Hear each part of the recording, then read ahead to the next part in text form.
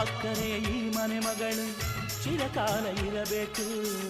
ಈ ಕಣ್ಣ ರೆಪ್ಪೆಯ ಒಳಗೆ ಬೆಳಕಾಗಿ ನಗಬೇಕು. ನಮ್ಮಗಳಿಗೆ ಮಗುವಾಗಿ ಆ ಮಗುವಿಗೂ ಮಗುವಾಗಿ, ನಮ್ಮಗಳಿಗೆ ಮಗುವಾಗಿ ಆ ಮಗುವಿಗೂ ಮಗುವಾಗಿ, ಈ ತಂದೆಗೆ ತಾತನ ಪದವಿಯ ನೀಡಲಿ.